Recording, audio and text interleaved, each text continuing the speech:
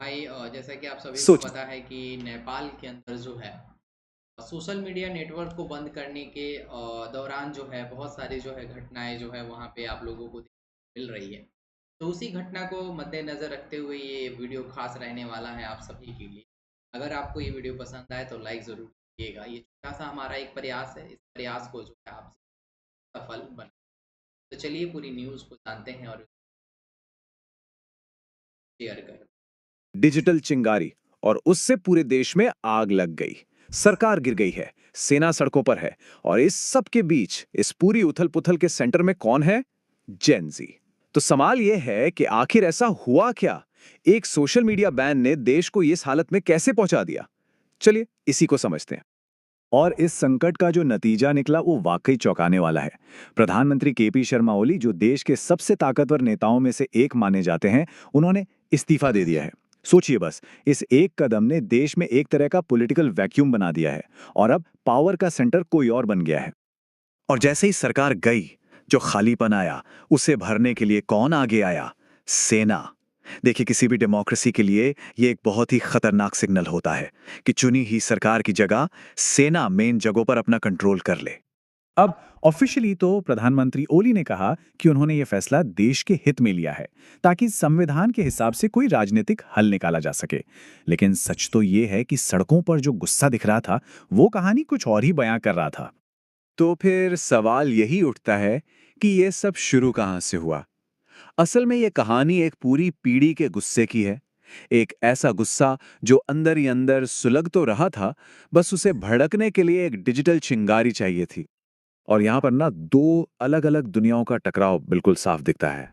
एक तरफ है देश के युवा जेन ज़ी, जो करप्शन से आज़ादी चाहते थे, डिजिटल फ्रीडम मांग रहे थे। और दूसरी तरफ सरकार, जिसका जवाब क्या था? उनकी आवाज़ को बंद कर दो, यानी सोशल मीडिया पर बैन लगा दो। और बस यही वो फैसला था जिसने विरोध की आग को और भड़का दिया। लेकिन ये गुस्सा सिर्फ ऑनलाइन स्लोगन्स तक ही नहीं रुका। बहुत जल्दी ये डिजिटल प्रोटेस्ट सड़कों पर एक हिंसक लड़ाई में तब्दील हो गया। और जो घटनाएं हुई, वो बहुत ही तेजी से हुई। जो चीज सोशल मीडिया बैन के खिलाफ एक पीसफुल प्रोटेस्ट के तौर पे शुरू हुई थी, वो देखते ही देखते काठमांडू की सड़कों पर हिंसक झड़पों में बदल गई। इसके बाद प्रदर्शनकारियों का गुस्सा सरकारी इमारतों पर फूटा, आगजनी शुरू हो गई और इसका अंत हुआ सरकार के गिरने के साथ। और ये कोई ऐसी वैसी हिंसा नहीं थी कि कहीं भी कुछ भी हो रहा हो। नहीं, प्रदर्शनकारियों ने बहुत सोच समझकर पावर के सिंबल्स को टारगेट किया। संसद भवन, प्राइम मिनिस्टर का ऑफिस और तो और राष्ट्रपति और पुराने प्रधानमंत्रियों के घरों को भी नहीं छोड़ा। ये एक सीधा सीधा मैसेज था कि उनका इस पूरे सिस्टम से भरोसा उठ चुका है। तो जब राजधानी में इस तरह का केओस फैल गया और सरकार भी गिर गई, तो जाहिर है लॉ एंड ऑर्डर बनाए रखने के लिए सेना को मोर्चा संभालना पड़ा। तो सवाल यह है कि अब जब प्राइम मिनिस्टर है नहीं और संसद भी बेअसर है, तो असल में देश को चला कौन रहा है? जवाब है नेपाल की सेना। उन्होंने देश के सबसे जरूरी और स्ट्रेटेजिक ठिकानों को अपने कंट्रोल में ले लिया है, जिसका मतलब यह है कि इफेक्टिवली देश की कमान अब उन्हीं के हाथ में है। अब सेना का कंट्रोल राजधानी में लगभग हर जगह है। इंटरनेशनल एयरपोर्ट से लेकर सरकारी हेडक्वार्टर सिंह दरबार तक। यहां तक कि उन्होंने मशहूर पशुपतिनाथ मंदिर को भी सिक्योर कर लिया है, ताकि हिंसा की आग वहां तक ना पहुंचे। और हालात को काबू में लाने के लिए राजधानी काठमांडू को पूरी तरह से बंद कर दिया गया है।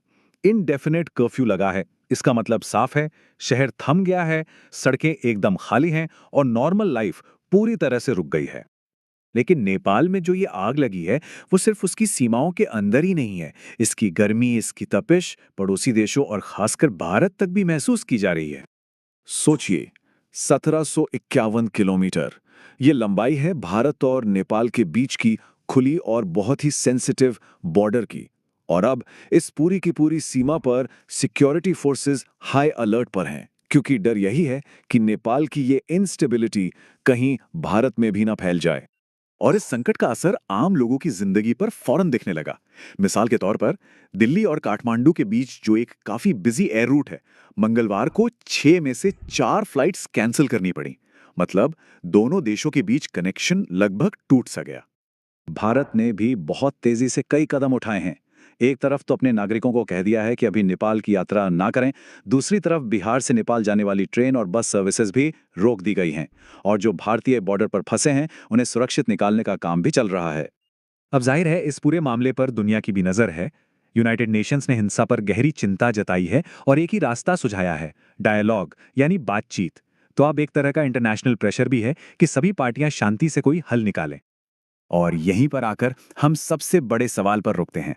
जब देश की बागडोर संभालने वाली सेना खुद बातचीत की अपील कर रही है, तो क्या नेपाल के पॉलिटिकल दल और सड़कों पर उतरी युवा पीढ़ी, क्या ये सब मिलकर कोई कॉमन ग्राउंड ढूंढ पाएंगे? नेपाल का पूरा भविष्य इसी एक सवाल के जवाब पर टिका है। फिर हमारी मुलाकात होगी बहुत जल्द आप सभी